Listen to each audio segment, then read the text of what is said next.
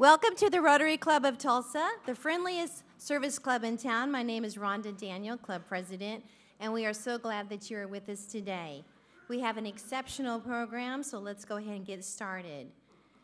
The invocation today will be led by Tulsa Police Department, Chaplain Danny Lynchard, presentations of the Colors and Pledge by past President Matt Davis, Star Spangled Banner by Joseph Baez. Chaplain? Thank you. I'm always glad when firefighters and police officers do good because I generally get a free meal. Our Heavenly Father, to step into the world of above and beyond is to find the place where your passion fuels the fire that finds pleasure in serving others. It is the place that pumps adrenaline in the face of adversity, where your will outweighs the standards set by others, and the promise of your pleasure fills the hearts of those who've dared to go just a bit further on behalf of their fellow human beings. It is for those who walk the extra mile, give the double portion, and have learned that real living is found in giving.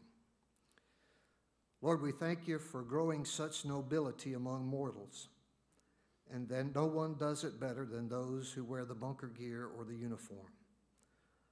Our thanks is only superseded by those who've been served by our firefighters and police officers that we honor here today. So we call your blessings upon them. And it's in your name we pray. Amen. Please remain standing for the presentation of colors.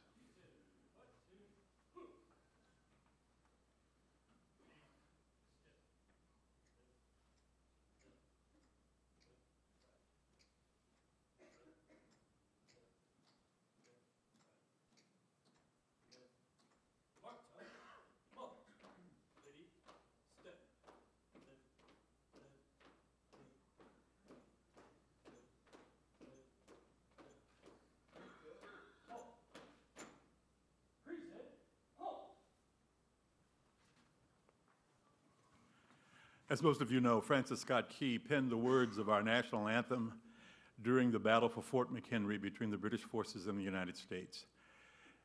There was a second verse to this hymn that is not often heard, and I want to read the words to that before I sing the first verse, which we are so familiar with. "Oh, thus be it ever, when free men shall stand between their loved home and the war's desolation.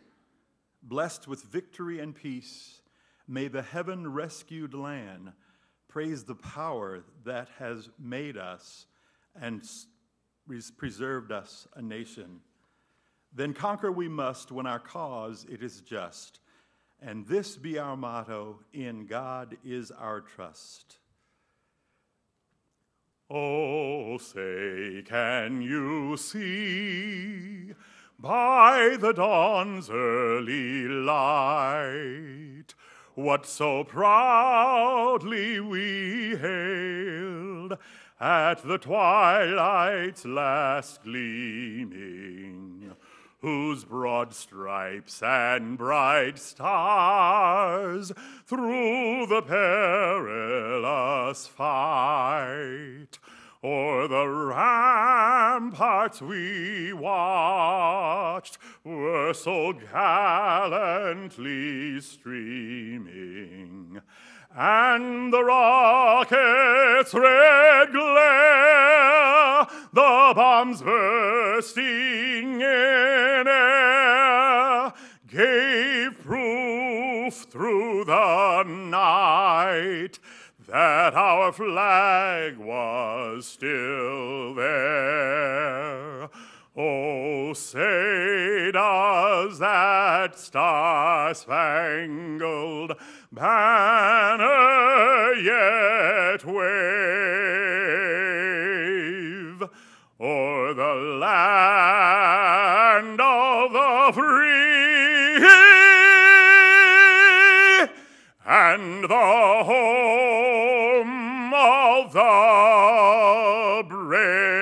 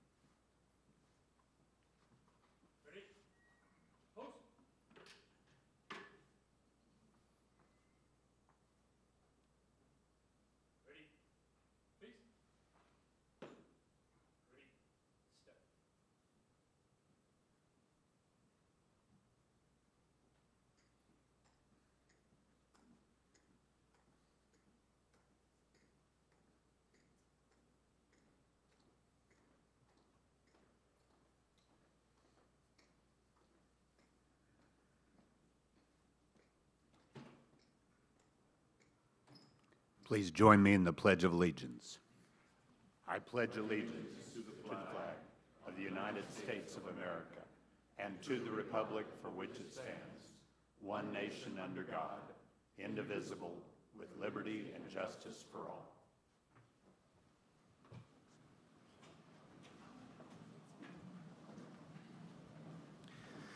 We'd like to welcome all our guests and visitors to the Rotary Club of Tulsa. At this time, if all of our guests and their host Rotarians would please stand, we will recognize you in unison.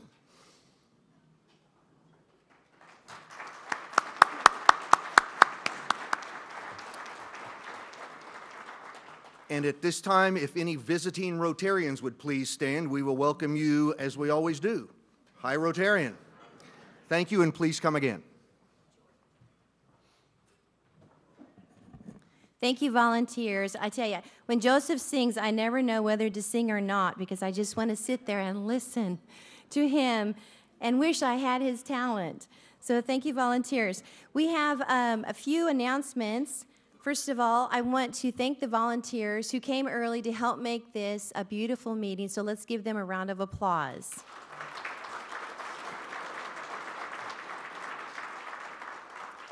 We have just a few announcements. We have an update. I'm pleased to share that Ray Tullius is out of the hospital and back to work part-time. He appreciated everyone's well wishes and hopes to be back at Rotary in a few weeks. Thank you to the Gala Committee for their service this last week. We mailed invitations to the April 1st Club Centennial Gala to the members' homes last Friday. So if you didn't get your invitation, you are invited. We want to make sure that you receive one. Next Tuesday, a group of our members heads south to check on our water well drilling project in Nicaragua. David Peterson, give me a wave over there.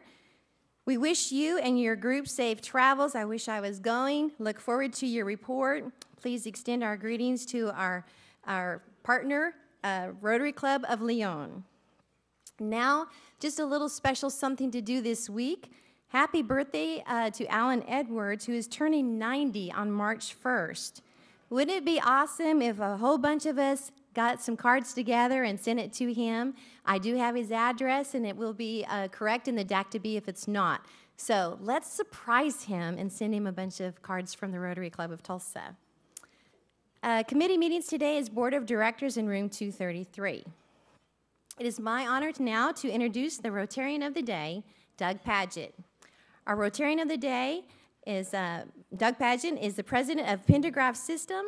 Doug joined our club in June of 1997. He is both a Club Foundation Fellow and a Paul Harris Fellow. Please welcome our Rotarian of the Day, Doug Padgett.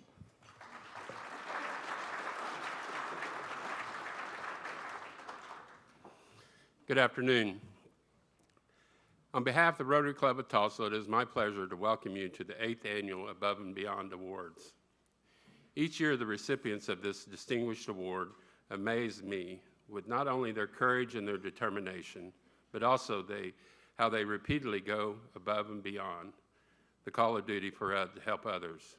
As you will see in the next few minutes, this year is no exception. I'd like to begin by recognizing some special guests who are here today. When I state your name, would you please stand and be recognized, and let's hold our applause until I've introduced everyone. From the City Council, we have Councilors Karen Gilbert, Rotarian, past President Phil Lakin, Jr., and Jeannie Q, is she here? From the County Commissioner's Office, we have Commissioner, Rotarian, and past President Karen Keith. Please join me in welcoming all of our elected officials.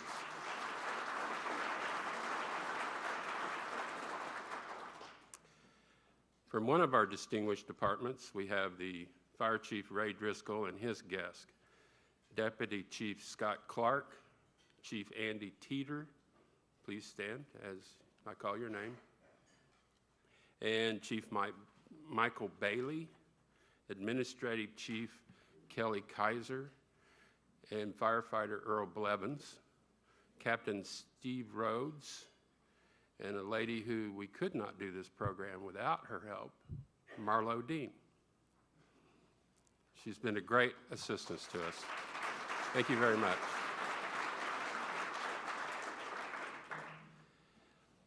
The Honor Guard members for today's program are Officer Heather Greenwood, and I think, have they already left the building? I guess. Firefighter Sam Rimmert, Corporal Brandon Disney, and I'm going to botch this one, but Detective Norish Prasad. I hope that's right. Please join me in welcoming our color guard and thanking them. That was an awesome presentation. From the police department, we have our own Rotarian and Chief Chuck Jordan and his guests. He has Deputy Chief Jonathan Brooks, Major Rob Turner, Sergeant Quentin Hawk, Officer Anthony First, Officer Chuck Haywood, and another lady who we could not have done this program without her help. Couldn't be with us today, but I want to recognize her anyway, Debbie Stefanik. Please welcome the police department's officials.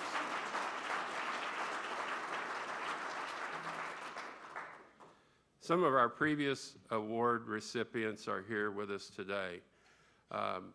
If you were a previous award recipient and you're here with us today, would you please stand and be recognized?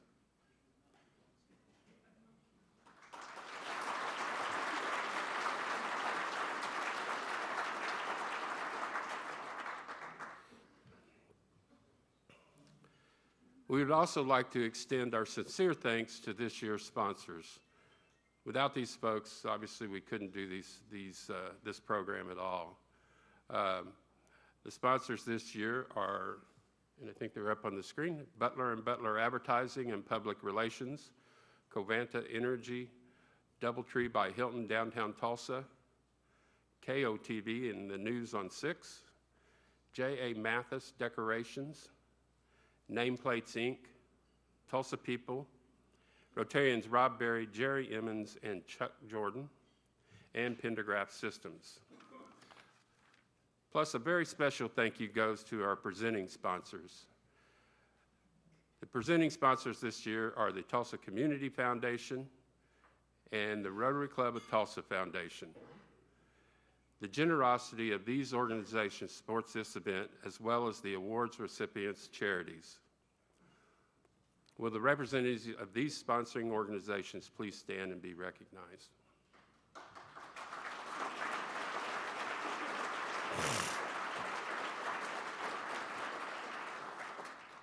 And finally, this event would not have been possible without the tireless efforts of the Above and Beyond Awards Committee. If you served on the committee, would you please stand and be recognized?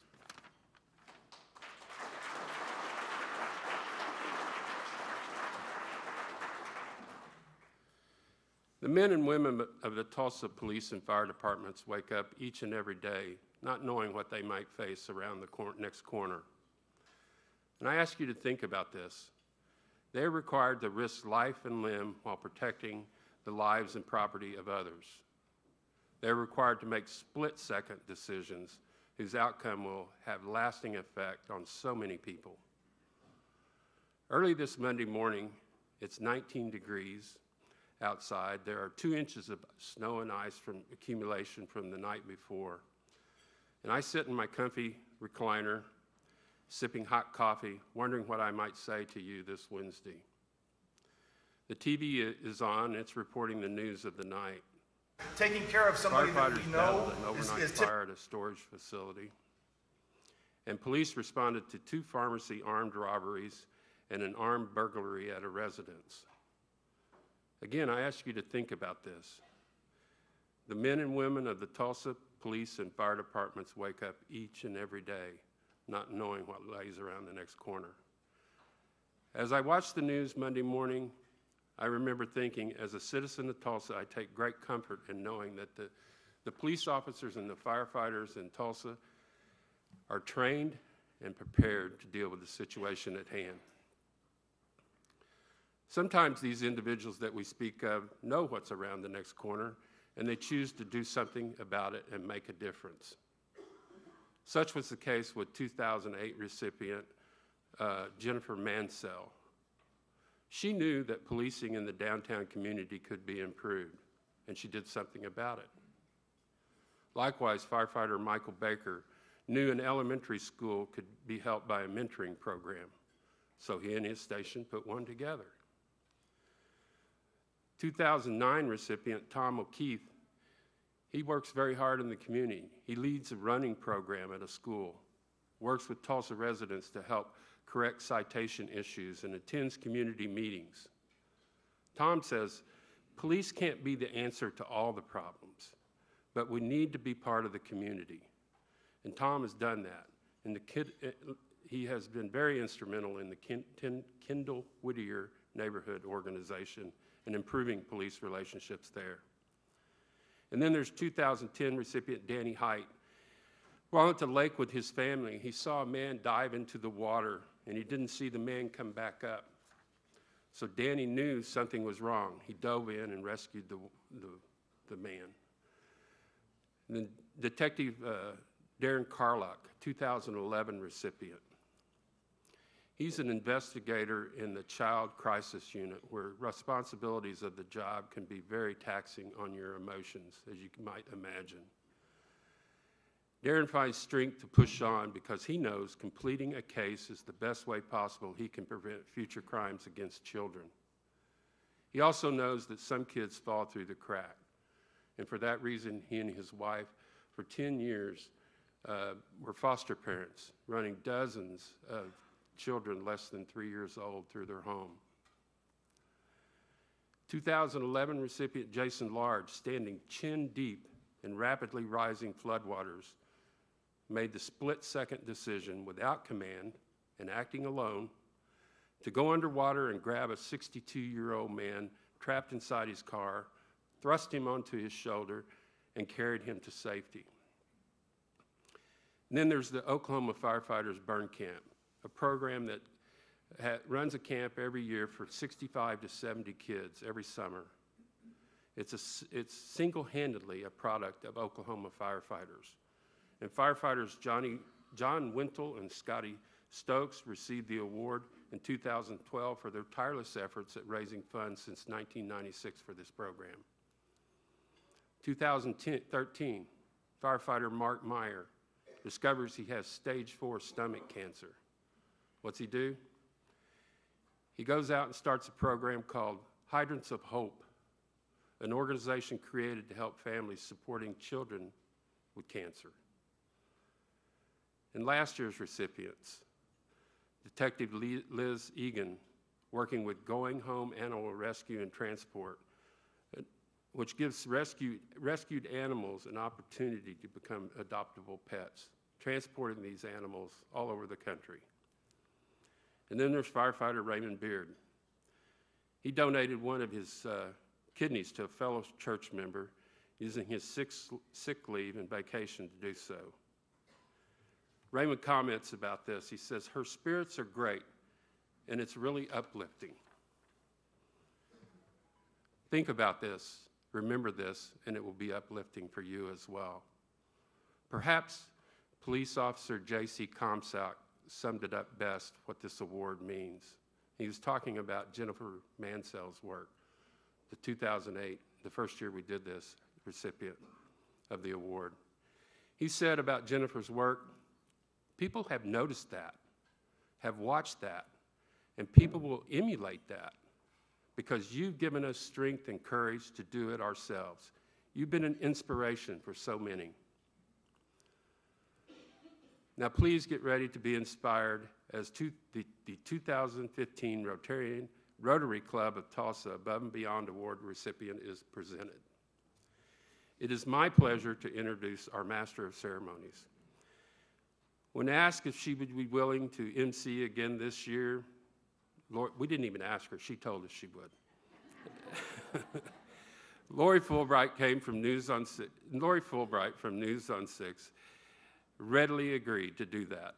She is the co-anchor of the News on 6 at 5, along with Craig Day, and is the station's crime reporter.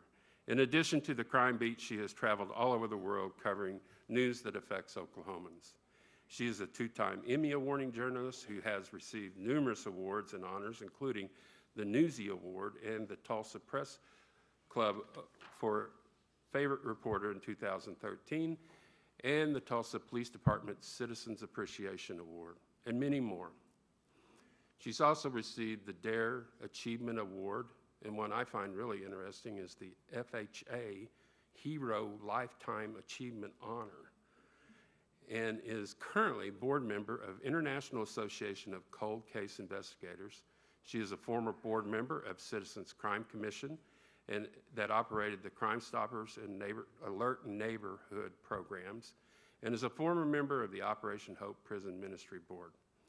Ladies and gentlemen, please join me in welcoming back for the second time as our Master of Ceremonies, Lori Fulbright.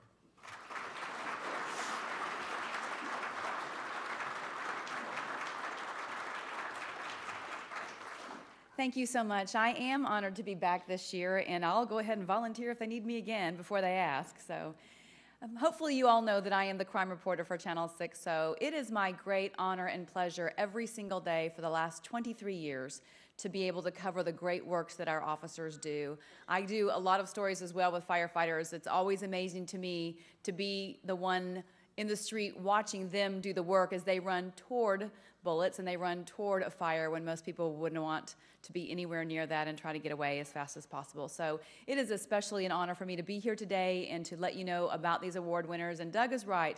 They are every bit as impressive this year as they have been in years past, and they are truly an inspiration. Of course, the Rotary Club of Tulsa Above and Beyond Awards recognize and honor one outstanding Tulsa firefighter and one outstanding Tulsa police officer who have demonstrated outstanding acts of character, commitment, and compassion, not just to their profession, but also to their community. They are nominated by their peers through an application process. These award recipients have gone above and beyond the requirements of their duty, and they do exemplify the values reflected in the Rotary four-way test. Award nominations were provided by each agency, and then the recipients were selected by the Rotary Club of Tulsa Above and Beyond Awards Committee. So we're going to get right to it because we know that's why you're here today, is to see who these recipients are. So here to present the Above and Beyond Award for the Firefighter of the Year is the Chief of the Tulsa Fire Department, Ray Driscoll.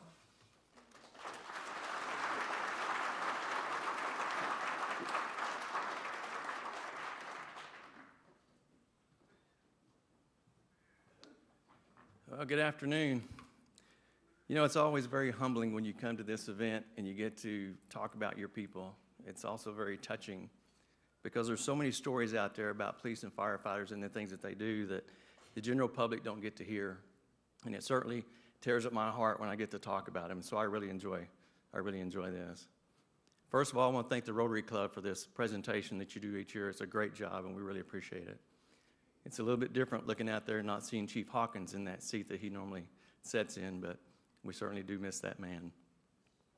This year's recipient for the fire department is Earl Blevins. And Earl, I'm going to say some things about you. And typically when I do this, I ask for emails from people about things that they've done. But yours is a little bit different. It's a little bit different because I have a personal story that you don't know anything about. So I got to preface this with a little bit telling you about some of my history. As a young kid, I grew up going to the Bristow Stockyards. Dad took me there a lot. He's passed on now. But I remember being there as a young kid growing up and seeing all those very distinguished, rich people, much like Chief Jordan. Just saying, I've seen them.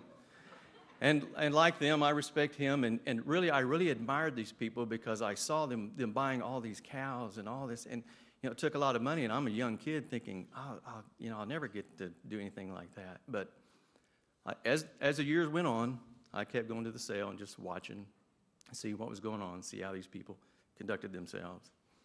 And about 2 years ago, I'm at the sale, not buying. I just sat over to the side and watch what's going on, and it's still some of the same people that I saw 40 years ago in the auction. And every once in a while, the auctioneer will stop the sale, and he'll talk about somebody coming down the center aisle, and he'll visit with them real briefly. And they're always very prestigious people that I look up to. I don't know who they are, but I know their background. I know where they come from. So I'm sitting there at the sale one day, and the auctioneer stops, like he typically does, and directs his attention to Earl Blevins coming down the center aisle. And so I'm kind of halfway paying attention, and he mentions, "Hey, Earl," and I kind of look up, think, "Oh, hell, Earl? Really? That's awesome." But he says a few things about Earl as if they're old buddies. And I hear other people around me talking about Earl Blevins, and I'm thinking, I have known this guy for 20 years. I didn't know some of the stuff that he does. But there's so many things that Earl Blevins has done that we don't know about.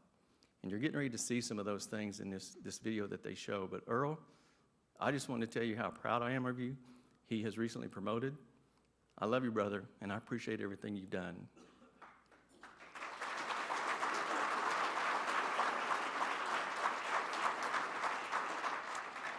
So if you would now turn your attention to the screen, we've got this short clip to show you. Earl Blevins was a tough-as-they-come bronc buster on the rodeo circuit for years before becoming a Tulsa firefighter 19 years ago. Inside, this chiseled, hard cowboy beats the heart of a gentle man who was drawn to a job that allowed him to help others in their greatest time of need, and then he became involved with the Make-A-Wish organization and once again began helping people during their darkest days. What could be harder but more rewarding than helping make wishes come true for seriously ill children? They light up. You know, and to have this job right here, a lot of times when we're responding when it's not a good situation. And so to be able to be a part of the Make-A-Wish organization and those kids, the people that work with Make-A-Wish, to be a part of them and that group and see those kids kind of get excited when sometimes their situations are not very good and the outcome is not very promising. It's pretty neat to be a part of that. And Earl has been a part of that for nearly 10 years now. He's hosted wish parties at the fire station, cooking hamburgers, serving ice cream, and letting kids get some hands-on time with the fire trucks. He remembers every single wish he's helped grant, but of course, some stick out more than others, like a boy named Dylan. He was in need of a kidney transplant, and through that there was a lot of little things happened that they wound up losing their home, his family's home, and so to be able to be a part of helping that out, and I'm grateful that my church actually stepped up and donated enough money to provide them a trailer or a home, mobile home to live in. So had it not been for Make-A-Wish, we would have never had that opportunity. Earl and his wife Sandy don't just volunteer, they don't just help. They take these kids into their hearts and lives. They keep in touch with them and their families. And not all the kids make it, which can be heartbreaking. But they will never stop trying to bring as much happiness and joy as they can in those final days. There was a young lady that my wife and I got really close to that she passed, and she was what a great young lady. And we keep in touch with her mom, but we visited her while she was in the hospital in Fort Worth. We were on a trip for a rodeo. Actually, I still participate in that aspect, and so we stopped by and saw her, and that was really the last time that we got an opportunity to see her. She's a big Sooner fan, so we took her an OU blanket. But yeah, there's a few that you get close to, and you're like, man, sometimes it's not fair, but you know, that's not our call. So when Earl learned he was chosen to receive the Above and Beyond Award, he was speechless. You know, it's humbling. There's around 650 some, you know, in fire suppression on this job, and I truly mean this. Every one of them could receive this award, and so to be honored to, you know, get this chance is kind of humbling in its own, you know, way. So Earl can't imagine not donating his time to Make-A-Wish, not helping make wishes come true for kids in the direst of circumstances. It's not only in his heart to do so, it's also in his roots, his nature, his very DNA. Well, I came from good parents. They're givers. You know, we live in a world where a lot of people take. I had parents that gave, and so I've learned, you know, to do my best as being a giver. And certainly no one could argue that he has done just that, and a lot of people, especially children, are better off for Earl having that heart for service for others.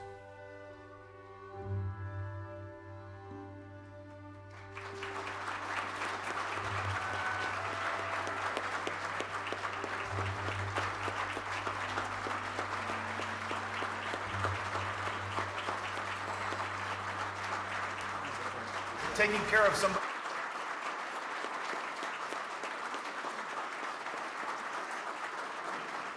Thank you very much. What a humbling experience for me again to experience this this award. Thanks to Lori Fulbright for allowing me to share what Make-A-Wish means to me. I want to thank Jane Roweeder and all the Make-A-Wish staff. They are the ones who make it work. And so I need to thank my parents, and they're here. If my mom and dad wouldn't mind standing up, I'd like to have them recognized.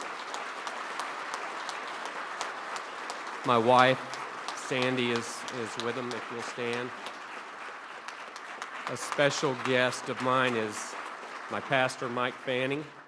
He who really sets the bar for me and teaches me. I don't know if you have a Christian background, but he teaches me the Bible, and that is what has really changed my life, is God. And so through his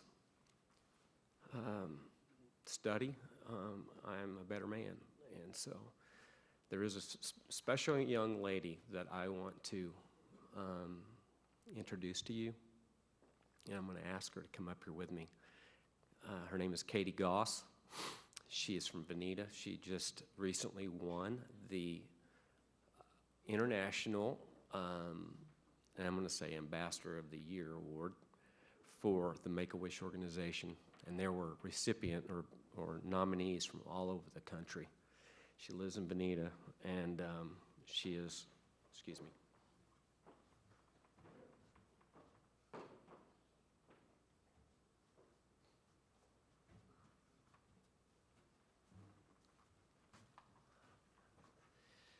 Katie is the reason that my wife and I got involved with Make-A-Wish, not initially, but what keeps us involved with Make-A-Wish. This is one of the classiest young ladies I've ever known, and I have to tell a story. This afternoon, or this morning, my wife, she said, "You'll never guess what Katie put on Facebook." And so she read it to me, and Katie is 20 years old. She's getting ready to be 21.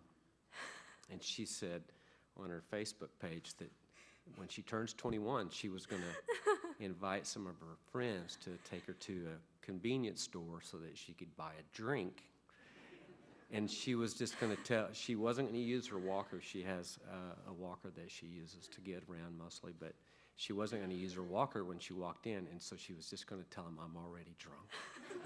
And so, anyway, her humor and her heart are incredible, and I'm grateful to know this young lady and to be affiliated with Make-A-Wish. And thank you to the Rotary for giving me this award. Thank you. Rotary.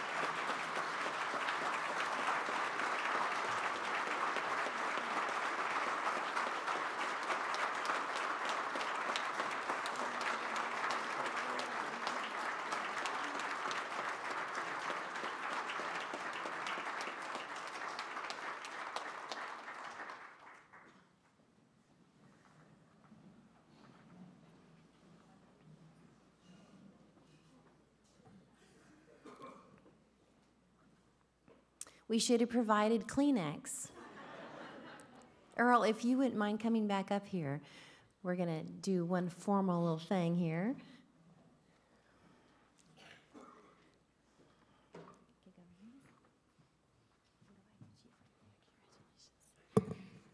On behalf of the Rotary Club of Tulsa, congratulations to our Firefighter of the Year, Earl Blevins.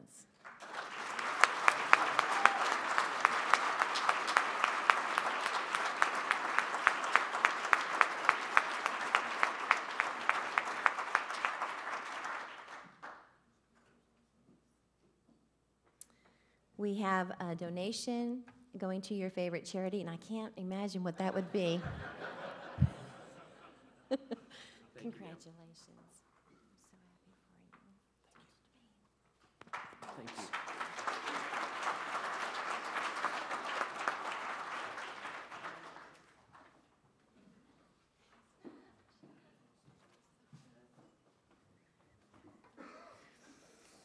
When I was interviewing Earl, it was actually very difficult to get him to say some of the things that I did in the video because he kept talking about everybody else and all the great work that they were doing. He kept talking about his wife and the people in the organization and the kids, and it just shows you how humble of a heart that he has and that he wanted to give glory to everybody else. And like was mentioned in the prayer, it's all about nobility, and that's a very noble quality. And I enjoyed that interview very much, although it was hard to get him to talk about himself. Our Officer of the Year is going to really knock your socks off as well this afternoon. And here to present the Above and Beyond Award for the Police Officer of the Year is the Chief of the Tulsa Police Department, Chuck Jordan.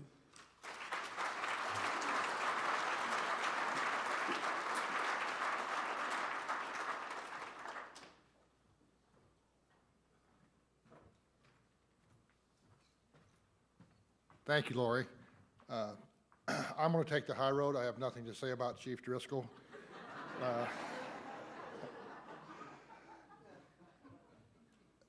I'm a Rotarian because of this award. The first time I came to downtown Rotary was to attend the Above and Beyond.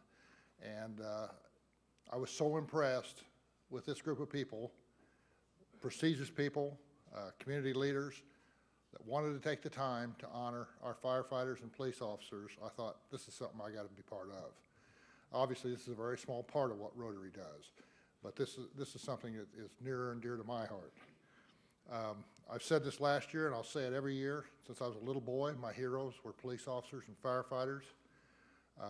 That hasn't changed. I'm lucky enough that I work in the presence of heroes every day of my life. I've done this for a long time. I did 2 tours in Vietnam. I've done over 40 years in policing. I've seen the dedication and the courage that these people exhibit. And the uniforms are different, but the courage looks very much the same, and the dedication looks very much the same.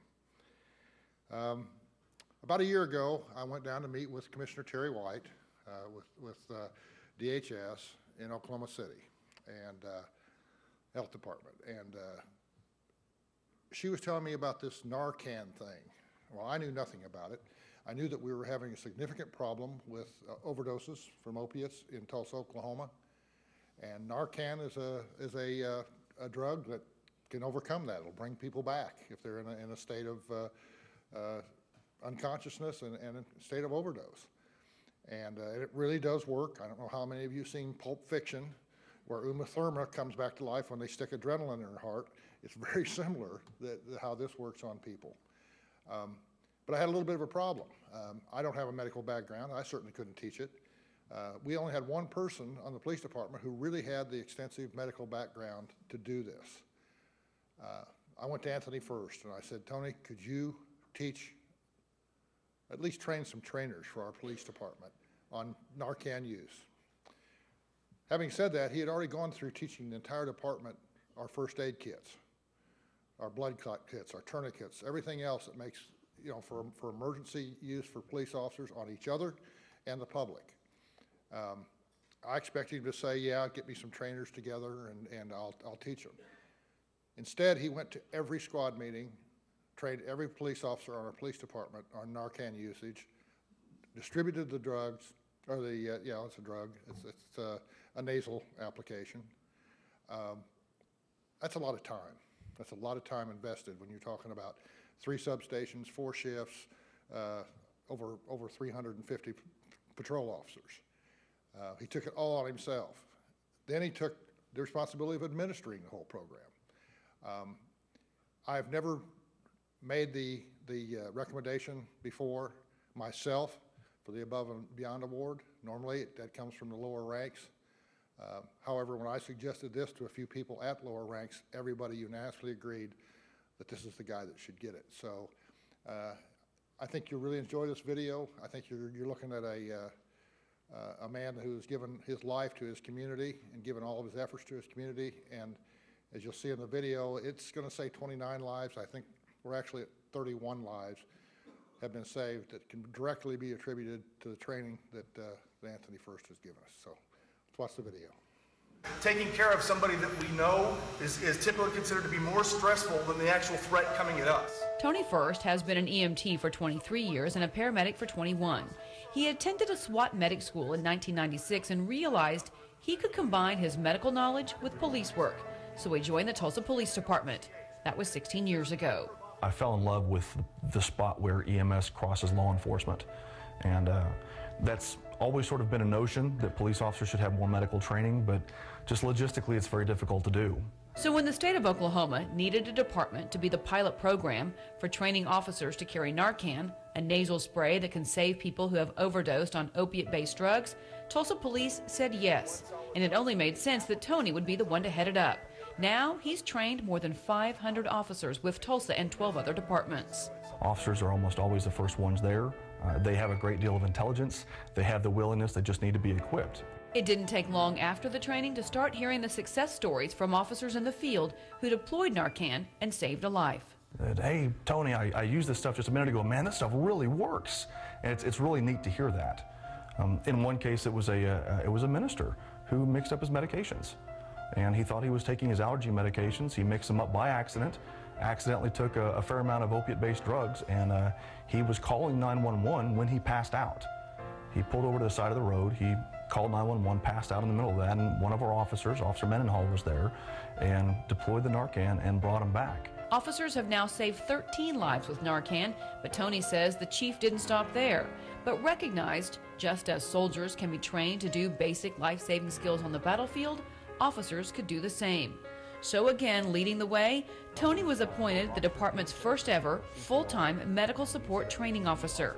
He doesn't just train officers how to use Narcan, but how to treat trauma wounds also. So in addition to the 13 lives saved with the drug, officers have also saved 16 other lives. One of the patients had an open femur fracture that sliced an artery, and it was a mess. But Officer Brown was right there. He knew how to use a tourniquet. He's running me out of medals. But he knew how to use a tourniquet. He applied it immediately with the help of a citizen and saved this patient's life. Tulsa Police is once again leading the pack by now having a captain and 9 officers go through EMT training to help make medical care even more widely available in the field to both officers who might get hurt and citizens. Tony is proud to be a part of this new effort and says this award really should go to the officers in the field who are making it happen. He's humbled and proud to be a part of each and every success they have. I have one of the best gigs in the world.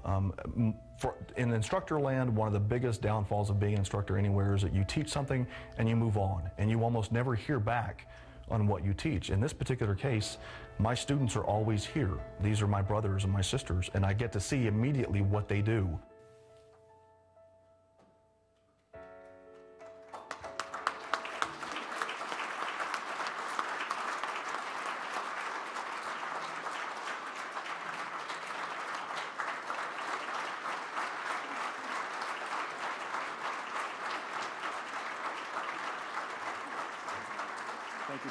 I'm honored to be given the opportunity to congratulate Officer Anthony First.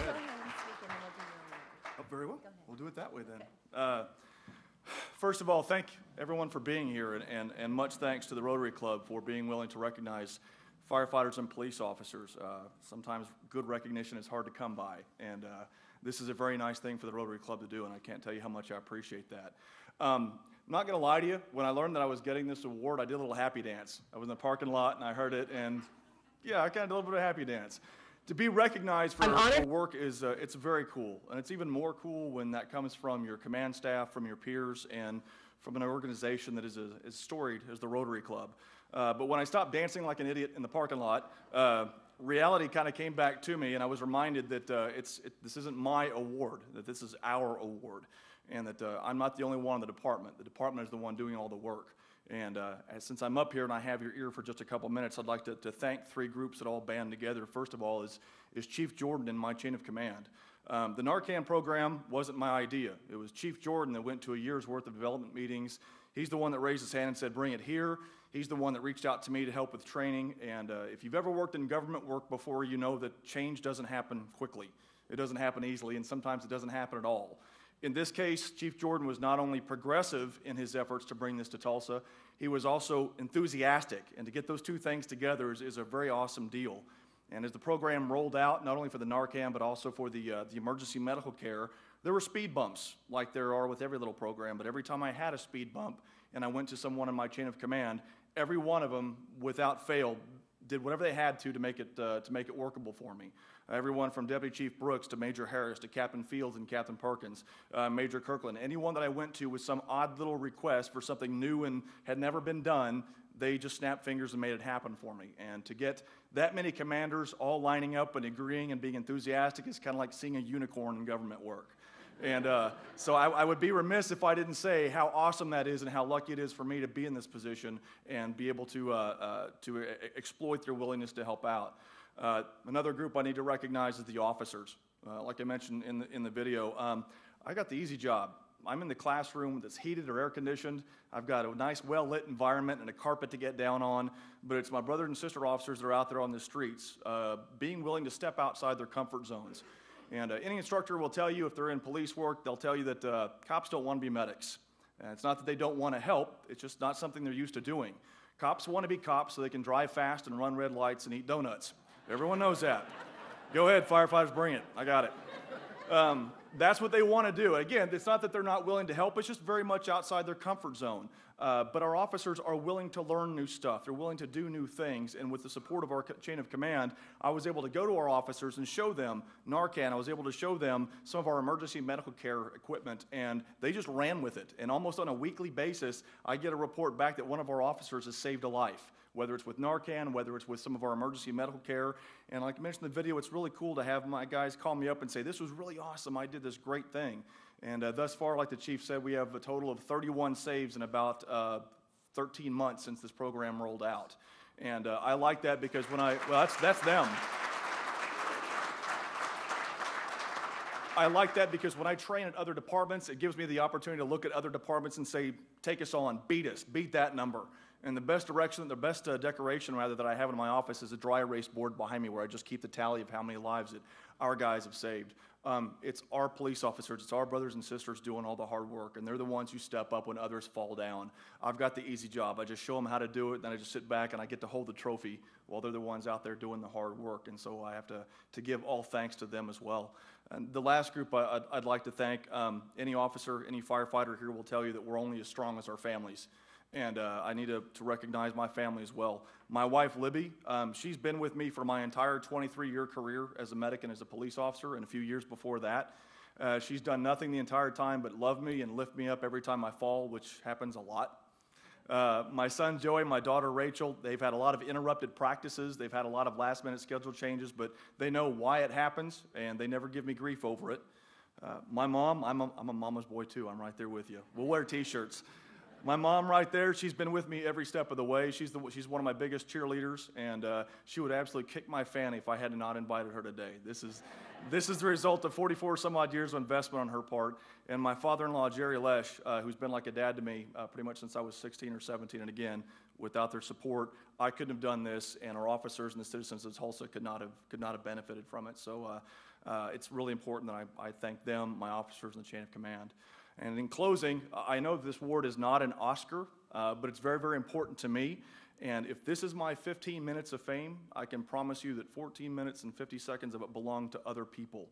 And I very much appreciate, really, really appreciate the 10 seconds of time that you've given me. I appreciate your time very much. And thank you to the Rotary Club, and thank you to my brothers and sisters on the fire department and the police department. Thank you.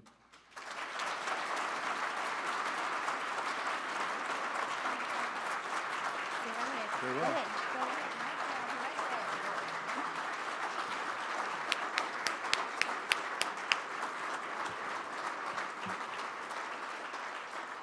To be formal, on behalf of the Rotary Club of Tulsa, congratulations to our Police Officer of the Year, Tony First.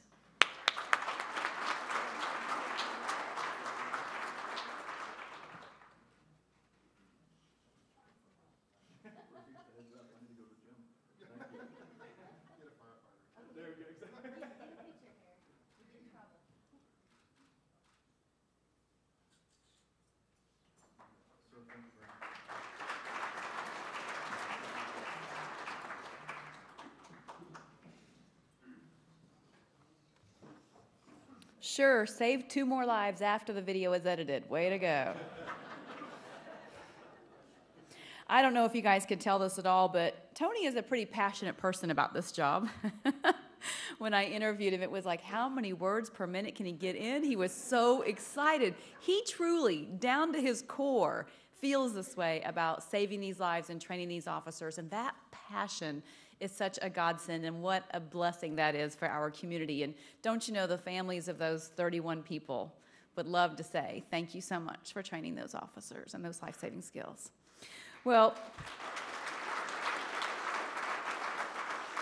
in our excitement to give you your award, we forgot a little video. We had a little out of order, but we're going to play it now. The Commissioner of the Department of Health for the state of Oklahoma made a little bit of video. I'm honored to be given the opportunity to congratulate Officer Anthony First as Tulsa Rotary's Above and Beyond Police Officer of the Year. Anthony, you truly deserve this recognition. Your passion and dedication to the Tulsa Police Department and the people of Tulsa is making a difference. The work that you've done with the rollout of the naloxone program is affecting communities in so many positive ways. 500 Tulsa police officers trained is incredible, but what's even more important are the 14 lives that have been saved because these officers knew how to administer the life-saving naloxone medication. Now, I know your efforts have not been limited to just Tulsa. You've gone on the road training officers throughout the state. Your positive, upbeat attitude and your commitment to this program is making a difference throughout Oklahoma. You're not just helping to implement a new program, you're changing the way people look at addictive disorders. You're changing culture.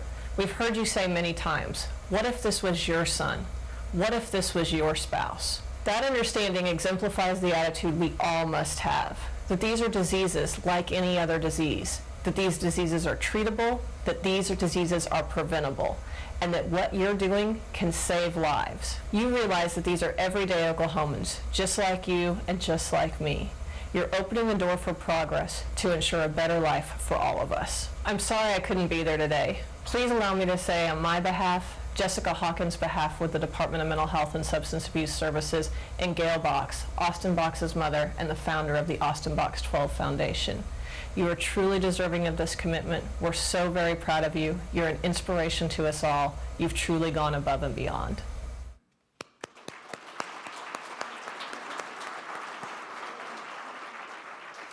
If you know of people who are not here today who would like to see these videos, they will be posted at newson6.com later today. And there will be a news story tonight about both of our winners during the 5 o'clock news on Channel 6, so if you would like to watch that as well. Thank you so much for having me here today, and congratulations again.